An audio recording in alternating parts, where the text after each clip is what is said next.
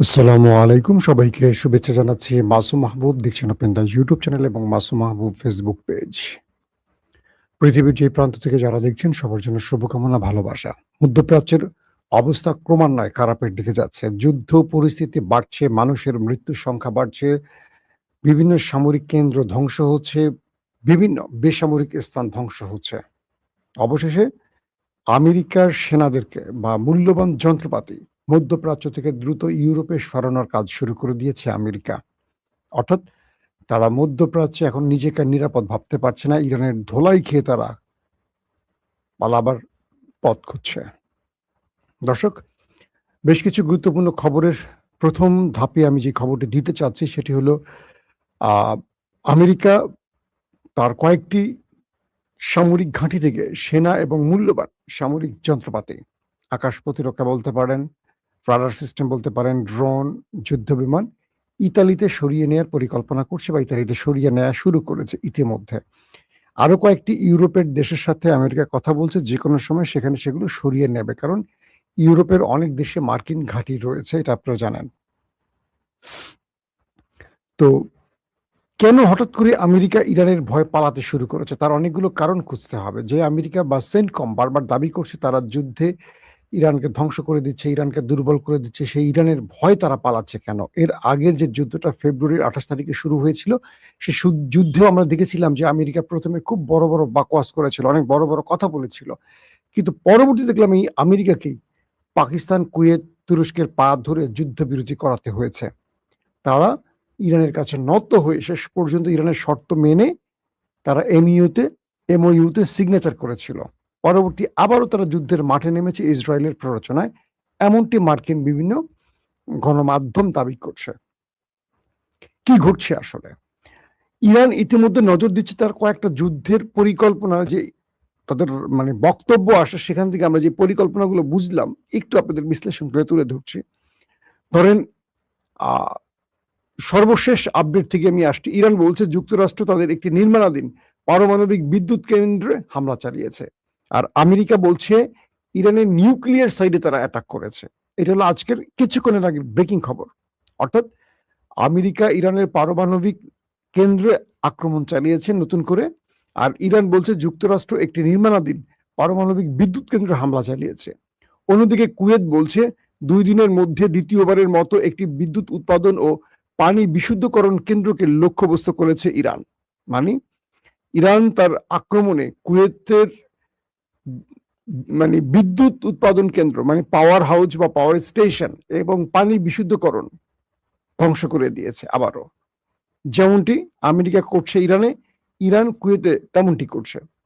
জর্দানে অবস্থিত মার্কিন দূতাবাস একটি সুনির্দিষ্ট ও বিশ্বাসযোগ্য হুমকির কারণে নাগরিকদের আকাবা শহরের বিমানবন্দর বা সমুদ্র বন্দরে না যাওয়ার জন্য কঠোরভাবে পরামর্শ দিচ্ছে। জর্দানে একটি সামরিক স্থাপনা ইরানি হামলায় ২ মার্কিন সেনা নিহত, একজন এখনো নিখোঁজ এবং অন্যরা আহত হওয়ার পর এই সতর্কতা জারি করা হয়েছে। মার্কিন প্রেসিডেন্ট ডোনাল্ড ট্রাম্প বলেছেন এই মৃত্যুগুলো খুবই দুঃখজনক ঘটনা এবং তিনি এর কঠিন প্রতিশোধ নেবেন। দর্শক, আমরা আরো কয়েকটি গুরুত্বপূর্ণ খবর জানিয়ে আপনাদেরকে একটু বিশ্লেষণে আসতে চাই।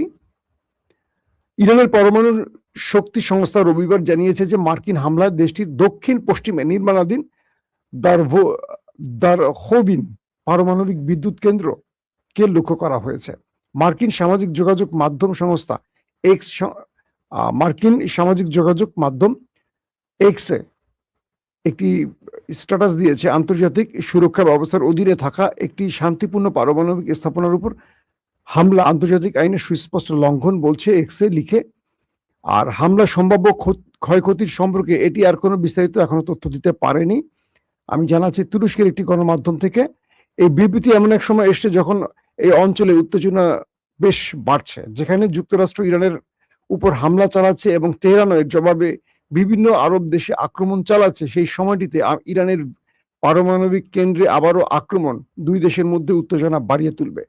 যুদ্ধ শেষ করে একটি স্থায়ী শান্তি চুক্তিতে পৌঁছানোর জন্য পাকিস্তান ২ দেশের কাছে আবারও আবেদন করেছে, কিন্তু কেউ কানে নিচ্ছে না পাকিস্তানের কথা। এখন পাকিস্তান কি করবে? ইতিমধ্যে ইরান দাবি করছে ২৭ জুন থেকে আমেরিকা যে হামলা করেছে তাদের প্রায় 50 জন নিহত এবং 500 জনের বেশি আহত হয়েছে ইরানেরই শুধু। পাশাপাশি জর্দান তাদের জর্দান বলছে যে ইরান তাদের উপর এখনো ক্রমাগত হামলা চালিয়ে যাচ্ছে এবং জর্দানের সেনাবাহিনী আজকে তারা যে লাস্ট স্টেটমেন্ট সেখানে বলছে দেশটিতে বিমান হামলায় তাদের সাইরেন বাজানো হচ্ছে জনগণকে সতর্কতার জন্য। দেশের ভূখণ্ড লক্ষ্য করে আসা 3টি ইরানি ক্ষেপণাস্ত্র ভূপাতিতের দাবি করছে জর্দান। রাষ্ট্রীয় সংবাদ সংস্থা পেট্রোর মাধ্যমে প্রচারিত এক সামরিক বিবৃতিতে বলা হয়েছে রাজ্যের একটি প্রত্যন্ত অঞ্চলে 4র্থ ক্ষেপণাস্ত্রটি পড়েছে।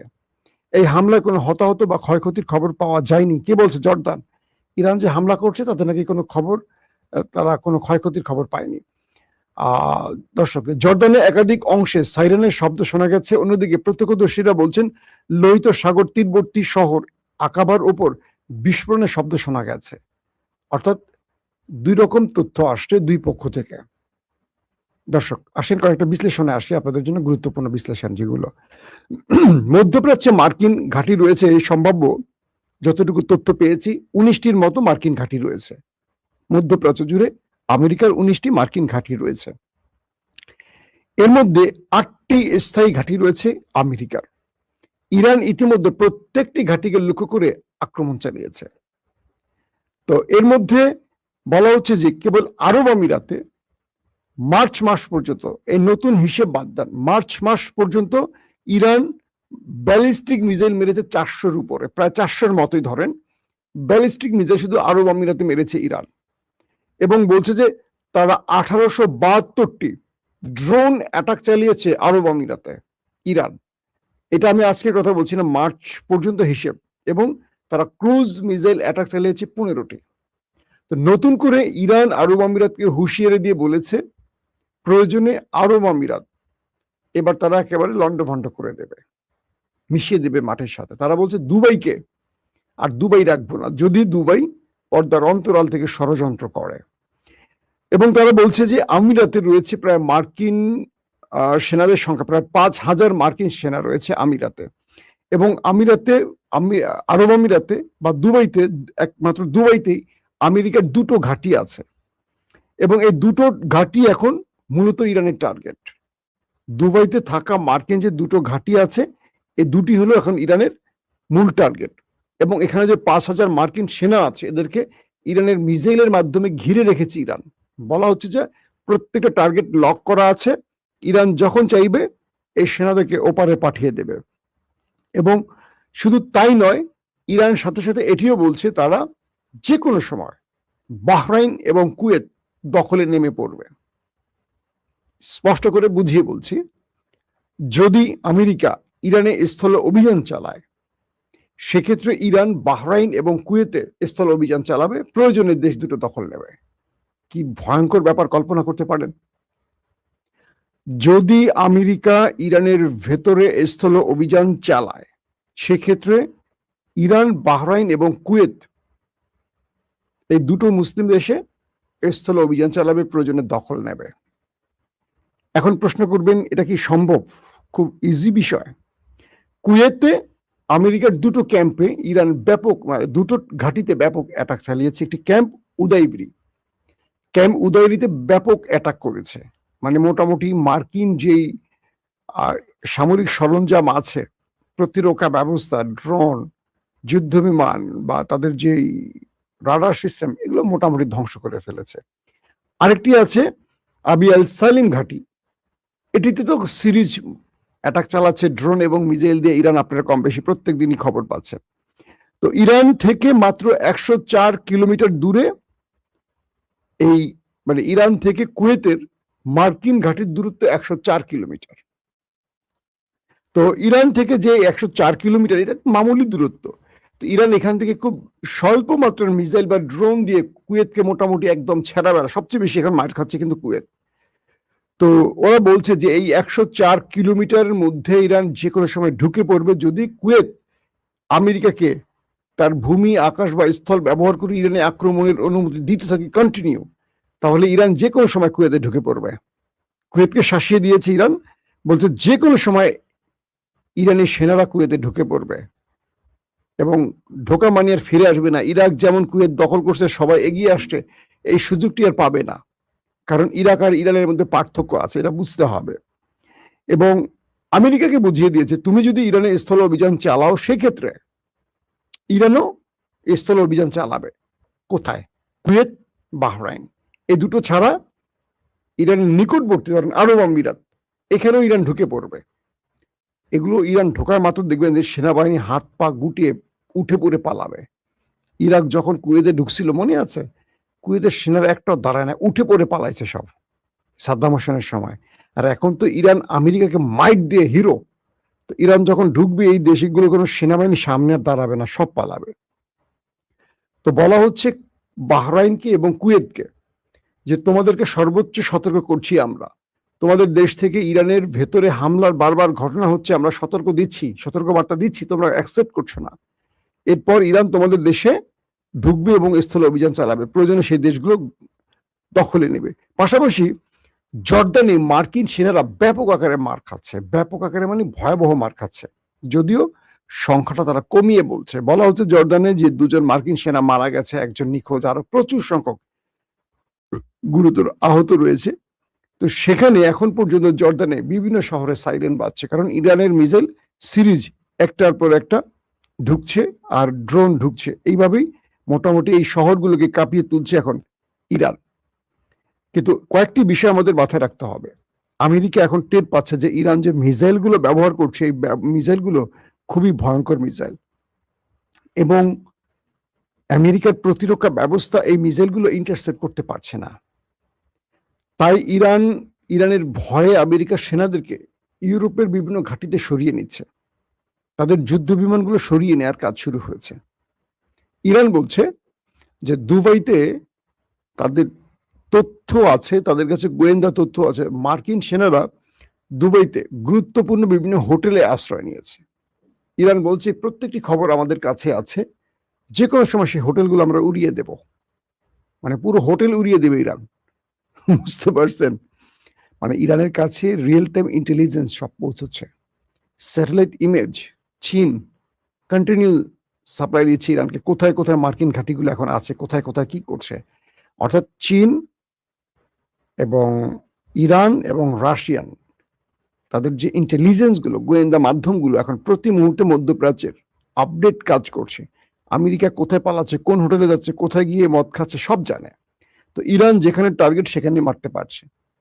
আজকে দুপুরে যে লাস্ট খবরটি দিয়েছিলাম, সেখানে আপনাদেরকে আমি একটা খুব দুর্দান্ত খবর দিয়েছিলাম। সেটা কি? সেনকম বলছে, ইরানের আমেরিকার যেই মানে সেন্ট্রাল কমান্ড, তারা বলছে ইরান এমন মিসাইল এখন ব্যবহার করছে, এটা পূর্বে তারা করেনি। এই মিসাইলটি খুবই স্পিডে আসছে, এসে যখনই তারা ইন্টারসেপ্টর ব্যবহার করে বা ইন্টারসেপ্টর জন্য মিসাইল ছোড়ে, অ্যান্টি মিসাইল, তখন ইরানের এই মিসাইলটি তার গতিপথ পরিবর্তন করে ফেলে। গতিপথ পরিবর্তন করে এটা তার স্পিডকে আরো কয়েক গুণ বৃদ্ধি করে। যখন এটা বৃদ্ধি করে, এটাকে আর কোনো ইন্টারসেপ্টের সুযোগ থাকে না, এবং টার্গেটে এত দ্রুত হিট করে, এত বেশি বিস্ফোরণ ঘটায় যে ব্যাপক ক্ষয়ক্ষতি হচ্ছে।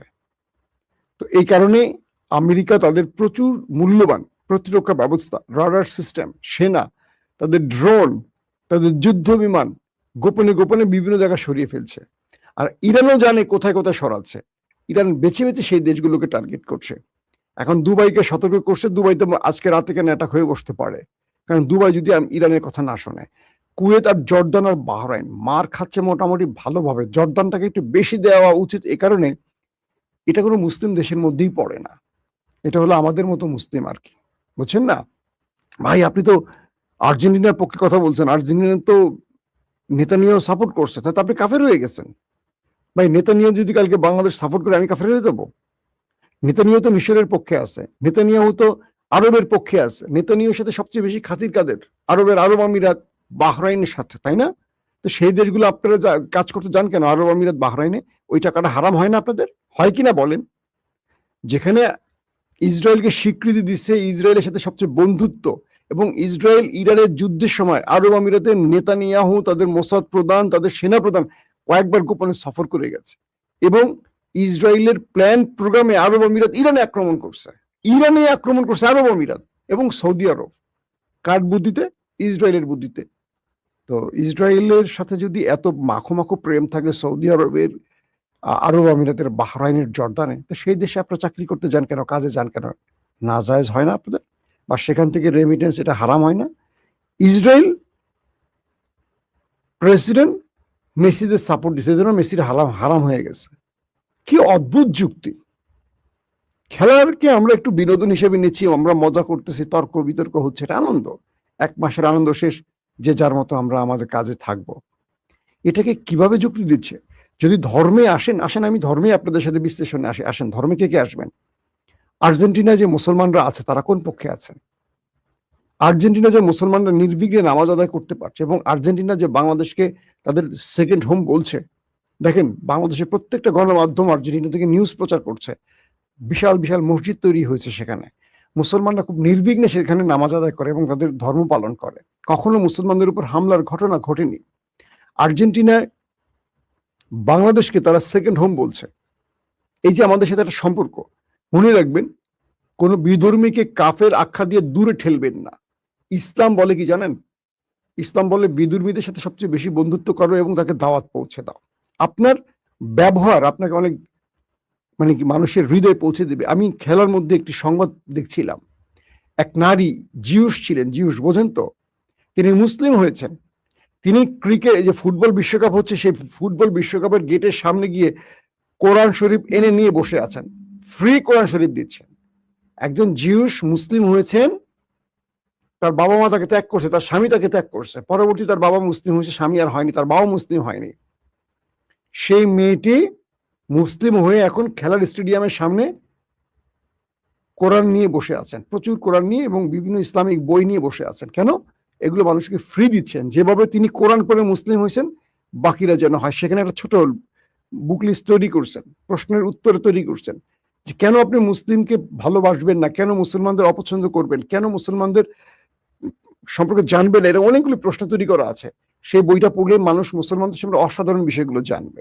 মুসলমানরা পুরো পৃথিবীতে ইসলাম প্রচার করছে তাদের ব্যবহার দিয়ে, তাদের আচরণ দিয়ে, বিনয়ী ভাবটা দিয়ে। আল্লাহ রাসূলের ব্যাপারে দেখেন, যার মুখ দিয়ে কখনো সে কাফের শব্দটা কাউকে বলে নাই। আর আমরা এত বেশি, রাসূলের চেয়ে বেশি মানে ধার্মিক। আপনারা মানে বিতর্কের জন্য কোথায় নিয়ে যান ধর্মটাকে? এখন আমাদের হুজুরদের মধ্যে আকীদা নিয়ে বেজে গেছে। আজকে দেখলাম অনেক জায়গায় হিন্দুরা পর্যন্ত, শেখ হাসিনার সময় বলছিল যে মাদ্রাসার বন্ধ করতে হবে। আজকে দেখছেন না অনেক জায়গায় সোশ্যাল মিডিয়া ভাইরাল হচ্ছে। আমাদের মুসলমানদের জন্য বিপদ আসতেছে। যারা আকীদা নিয়ে প্রশ্ন করছেন, এদের নিজেদের আকীদা কিন্তু ঠিক নাই। ভালো করে খোঁজ নেন, এদেরকে মাসোহারা কে দেয়। আমি আবারও বলছি, বাংলাদেশে যারা আলেম আছেন, তাদের চেয়ে বড় বড় আলেমরা পৃথিবীর অন্যান্য জায়গায় ছড়িয়ে আছে। আপনারা তাদেরকে ফলো করতে পারেন। আমাদের এই দেশের এই মাজারপন্থী, দরগাপন্থী বা যারা এই আকীদা নিয়ে লড়াই করার লোক, এদের বাইরে একটা বিশাল মুসলিম উম্মাহ আছে। এটা বাংলাদেশের বাইরে আপনারা যারা থাকেন তারা বুঝবেন, যারা মধ্যপ্রাচ্যে আছেন তারা জানেন, যারা অন্যান্য মুসলিম দেশে আছেন তারা জানেন যে আমাদের দেশের ধর্ম পালনের বাইরের সাথে অনেক পার্থক্য। আমাদের দেশের পীর, বুজুর্গ, দরগা, এই জিনিসগুলোর মধ্যে ইসলামকে আটকে ফেলা হয়। আমি এগুলোর বিরুদ্ধে না, বলছি আটকে ফেলা হয়। ইসলাম যে আলাদা একটা মানে আমাদের জন্য একটা কনস্টিটিউশন, কোরআন, এটাকে বুঝতে দেয়া হচ্ছে না। মানুষকে কোরআনের কাছে না গিয়ে বলতেছে তুমি আমার কাছে আসো, মানে আমি আলেম, আমার কাছে আসুক, তাকে কোরআন তুলে দিতে হবে। ওই ব্যক্তি কোরআন পড়ুক, আপনি তো কোরআন না, আপনার ভুল আছে, ভ্রান্তি হতেই পারে।